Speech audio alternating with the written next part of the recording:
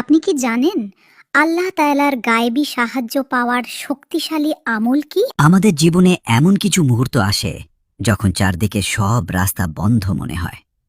কঠিন পরীক্ষা, পারিবারিক জটিলতা, তীব্র আর্থিক অনটন কিংবা মনের ভেতরের কোনো লুকানো কষ্ট যখন আমাদের চারপাশ থেকে ঘিরে ধরে, তখন মানুষের আর কোনো উপায় থাকে না।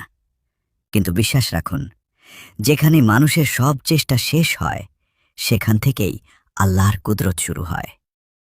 আল্লাহ তাআলা পবিত্র কোরআনে সূরা তলাকে অত্যন্ত সুন্দর করে বলেছেন, যে আল্লাহকে ভয় করে আল্লাহ তার জন্য কোনো না কোনো পথ বের করে দেন এবং তাকে এমন উৎস থেকে রিক বা সাহায্য দেন যা সে কল্পনাও করতে পারেনি।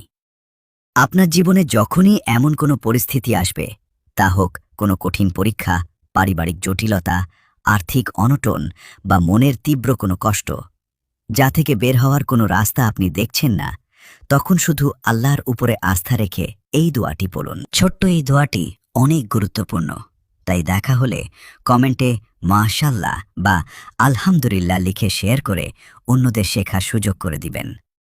আপনি ভাবতেও পারবেন না আপনার মাধ্যমে কত কোটি মানুষ এই আমলগুলো করবে, আর এর বিনিময়ে আপনিও অসংখ্য নেকির অংশীদার হবেন ইনশাআল্লাহ। দোয়াটি হল, ইয়া হাইয়ু ইয়া কাইয়ুমু বিরাহমাতিকা আস্তাগীস। হতাশ হবেন না। নিজের সব চিন্তা ও পেরেশানি আল্লাহর ওপর সঁপে দিয়ে তার ওপর পূর্ণ ভরসা রাখুন। নিখিল বিশ্বজাহানের প্রতিপালক আপনার জন্য এমন এক জায়গা থেকে সাহায্যের ব্যবস্থা করে দেবেন যা আপনার কল্পনারও বাইরে।